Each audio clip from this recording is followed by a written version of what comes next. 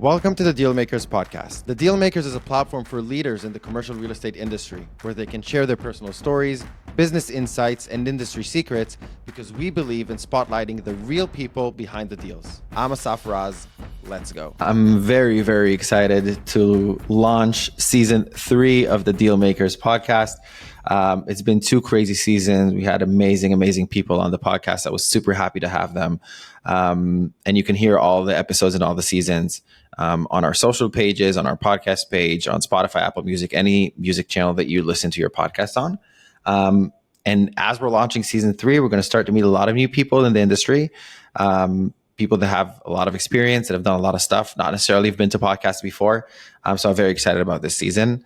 And today I have a guest that honestly, we've met a few times and George will talk about this. So this is George Abro.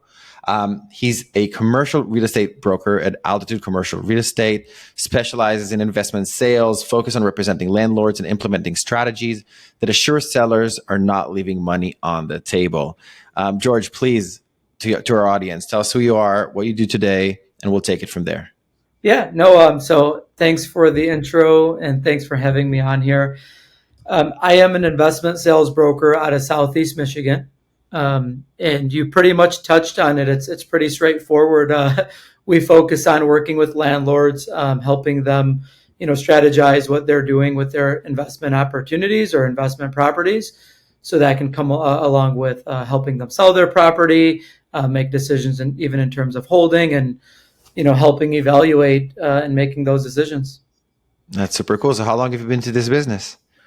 Yeah, so I am 5.5 years in now. I started off actually leasing. So my first few years in the business, or I say really more so 2 years, I was leasing, doing a lot of tenant rep, landlord rep. And I didn't know it at the time, but was probably the best thing for me to get into investment sales because, there's no income producing properties without a lease, right? So exactly. I learned how leases work. I learned, about quality of tenants, working with national tenants, regional tenants, and even local tenants. And it gave me a good idea of how to evaluate properties today and understand, how to, review, a potential deal going forward. So. That's super cool. And I think it's especially in this market, and we'll dive into this a little bit, especially in this market, it's a talent that you need to have, or you need to have someone on your side doing that for you, right? Oh, yeah. That understands the business. So 100%. So any of you don't know or didn't hear about this, actually George and I met at the Real Estate X Gala, hosted by Strip Mall guy, which is Don Tepman. I really recommend to follow this guy on X. So he's been doing a lot of things, building a community on X, and we had this Gala thing. And then I saw George there and we said, okay, we have to do this podcast thing. We have to get this rolling. So George is really in this industry in the bits and bytes of the X community. George, what are you feeling right now are like the tides in the industry? I know that you're only in the on the broker side of things, but you are talking to everybody. And you've been to the X Gala. So we've had a lot of conversations there too. It was super fun. What are you thinking right now? What are the tides? What are you hearing from people? What do you feel right now about the industry and where we're going? Yeah. Before I do a quick jump into that, I do got to say, I probably wouldn't even be on here talking to you if it wasn't for the X Gala. And of course, thanks to Don and Bob, who are amazing guys. And that was a great event. I think everybody really enjoyed it and got a lot out of it. But had to just throw that in there real quick. Of course. Yeah. No, to answer your question, it's a lot of the same things that we've been hearing, the last couple of years, I guess. I think we were expecting, maybe a little bit more of a change, a little bit more of an uptick on transactions and how things are moving. I will say, there's still, from a perspective of selling investment properties, deals are still happening. It's just coming with a lot more work, a lot more. You're going to have to hit, if before you, as an investor, if you were looking at, 100 properties before you found something, now you got to look at 1,000, right? It's, So from that respect, it is a numbers game, but transactions are down. There's no avoiding that for now, at least. Um, and just there's still a disconnect between sellers and buyers, but I still don't know that it's as bad as some of these outlets. We'll put it out there, but Yeah. as a broker, we're still seeing deals transact. And people talk about this a lot. It started with there was COVID, and then everything was looking great, and then we had interest rates go up, inflation, right? Mm-hmm. So things have happened, and I've been having these conversations, I think, since the beginning of season 2, since the beginning of last year. Like, this is happening. The industry is going to crash, but still, deals are happening. And I think for me, the most important thing here, and I think this is going to be extremely relevant for the audience, what makes those companies that are still making deals, what makes them so special? How do they still make deals happen? Like, what do you think is unique about them? Yeah, when you say companies, do you mean like brokers transacting? Brokers transacting, exactly. Brokers transacting, or firms that are actually selling or buying investment properties, right? Either or.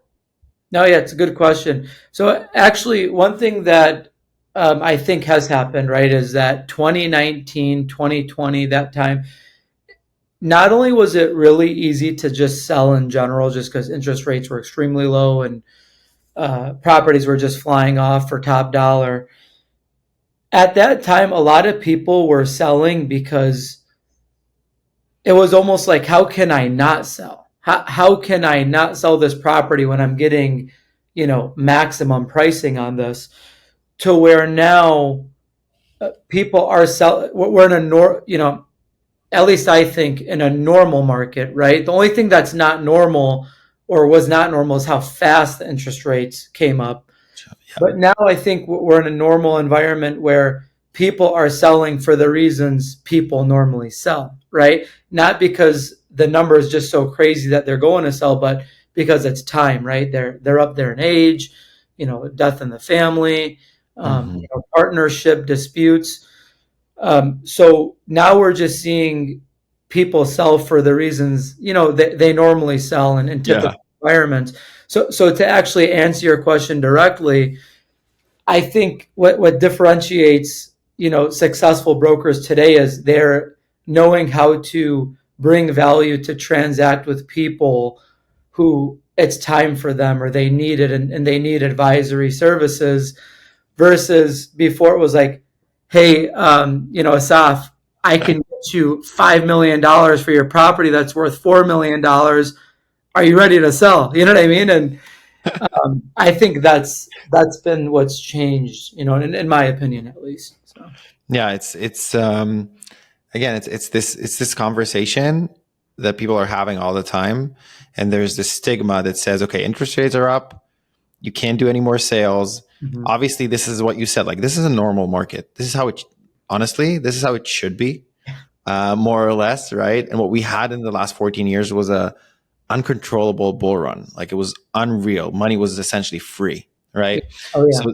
So the idea of the market, yes, it shot up quickly, but the idea of the market slowing down actually kind of makes sense, right? We're seeing there's still a lot of vacancies, especially when we talk about office. And office, I think, is the one that is struggling the most. There's still vacancies. We still have those like very, very prestigious multifamilies that just can't have people rent their apartments just because it's too pricey, right? Yeah. So we're seeing this thing happen, and I think that people are worried about this, what we call these black swan event that is about to happen. And here's the question for you: none of us really know, but do you think that we're already in that black swan event, or do you think there's anything coming up that we're not expecting? I don't think there's anything that we're not expecting, right? I feel like a lot of the same conversations that are happening today have been what's been happening for the last couple of years. I just think what happens over time is, the disconnect is, that gap is getting closer, to brokers and sellers meeting one another. And that's if we're still talking sales. I know you brought up, vacancies and that. No, of course, we can focus on the sales side of it, but it's just like my commentary about what's going on in the market right now. It affects everybody. Absolutely. No, absolutely it does. And, in regards to office, by the way, I just couldn't help but think about this because um, I've had this conversation with a few people, more so who aren't too involved in office, and I'm not either. But, you still see those, I don't know, call them 3,000 and below. That stuff is still leasing. It's just the big corporate stuff that has been really challenging, on the office side of things. But yeah, other than that, I think it's just been, a long time coming of what we've been expecting, and we're just kind of still dealing with the effects. But um, I think after a while, there's just, like I said earlier, people are going to transact for the traditional reasons, right? Where Hmm. if somebody didn't want to sell last year, but this year they might be having a partnership dispute. These are the things that kind of naturally happen that help the market correct itself after all the craziness and the dust starts to settle and the reality is just sitting for a while, and everybody just kind of, starts to get on the same page at least as much as we can. So George, what are some of the things that you're doing to better connect buyers and sellers, or Yeah. better connect yourself to buyers and sellers? What are you doing right now? That's a great question. For me, the biggest thing is understanding the story, right? The story of somebody's investment strategy, why they're holding, what their plans are. Do they want to hold forever? Do they want to sell at some point? And if they do, why do they want to sell, right? And you know, uh, commercial real estate is all numbers when it comes to the properties. But oftentimes, the reason people are buying or selling does involve what's going on in their personal lives. Definitely more on the selling Yeah, side. Buying side yeah, is people who are wanting to invest, but understanding. Just to quickly say, people always say residential is all emotional, um, commercial is all business, right? And I've always gone by that as well, except for when you're talking to owners of properties, oftentimes the reason for selling is personal.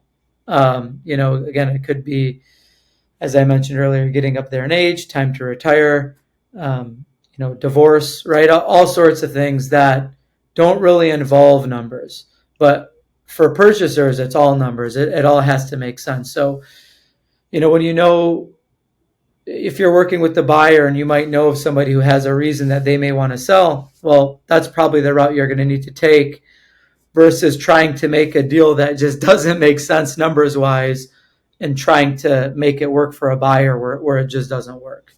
yeah, yeah. That's beautiful. So, what are some specific strategies that you're implementing today um, to get the results that you're looking for? Because it's a special market, because there's less transactions.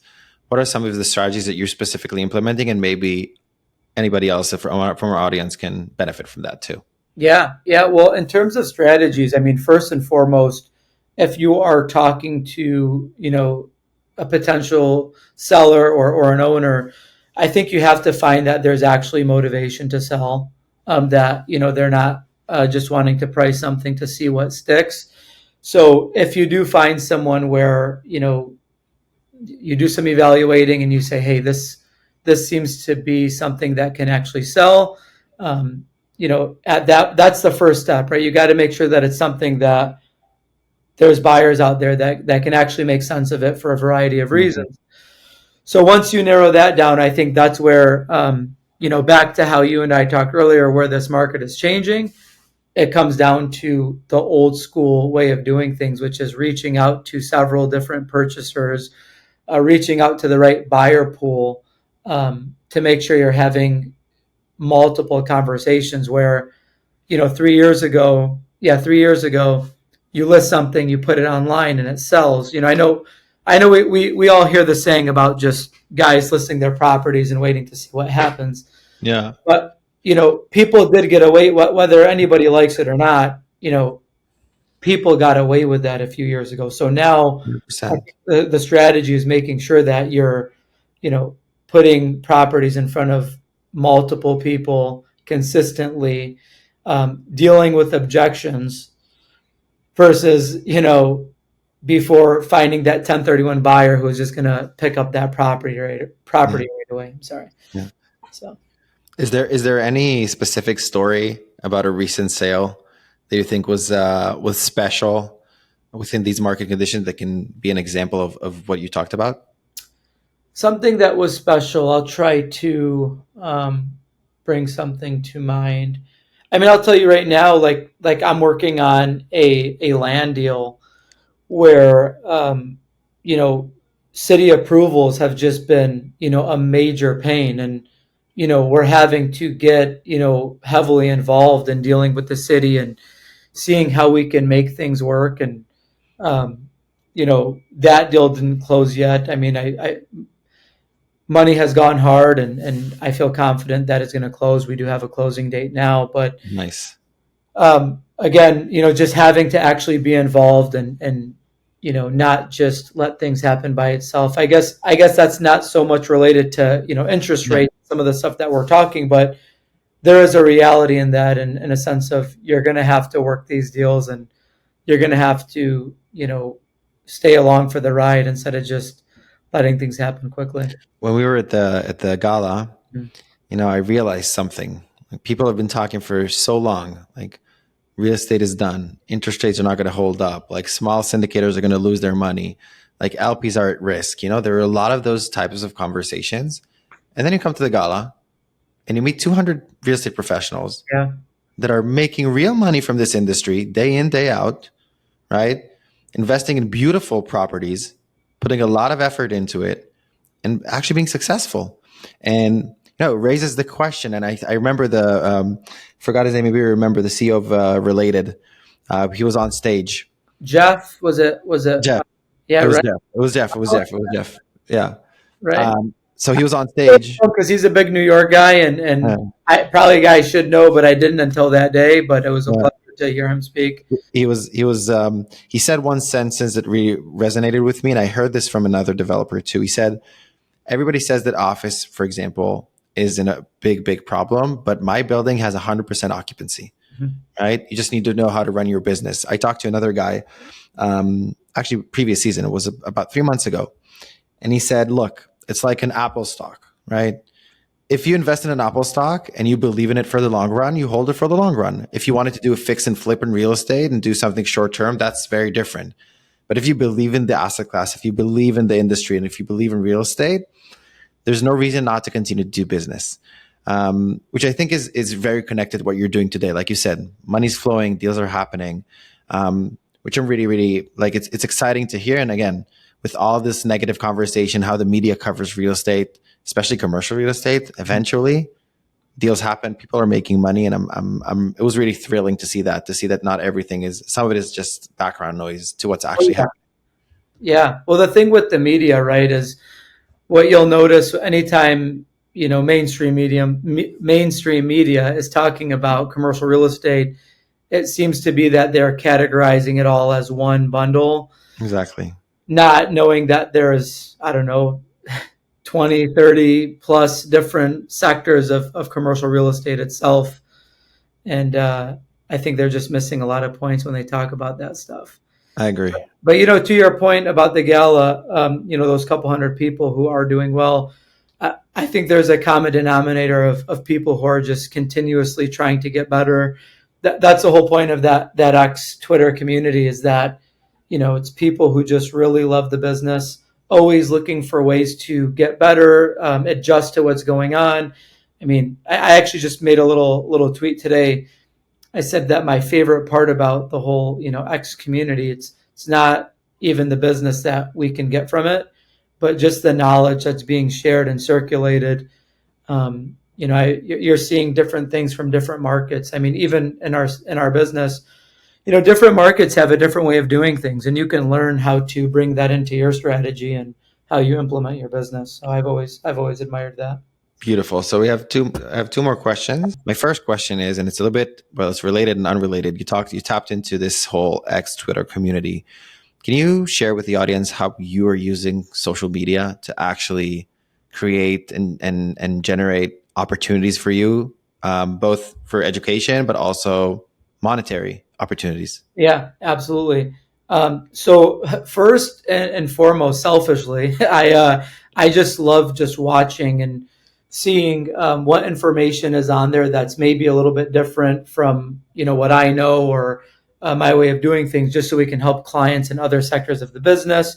I've even made contacts where I can refer business to people that don't do what we do, right? I mean, you mentioned sectors like office leasing or that's a world that I'm not in and don't know much about. So that's a good way to utilize it for starters. But another reason I love just posting and putting ourselves out there is it does a benefit to our clients, right? So you have a new listing, you post that listing. Um, First and foremost, you're making sure that you're putting your clients' properties out there, making sure that multiple investors or brokers are seeing that property. But on top of that, you're also promoting your business. So it's like it's a no-brainer to make sure that you're constantly posting and getting yourself, making yourself involved when dealing with anybody on social media. I love that. I love that. That sense of community is amazing on X. It really is. Also on LinkedIn, but X has something really special happening there, Oh yeah, which I really like.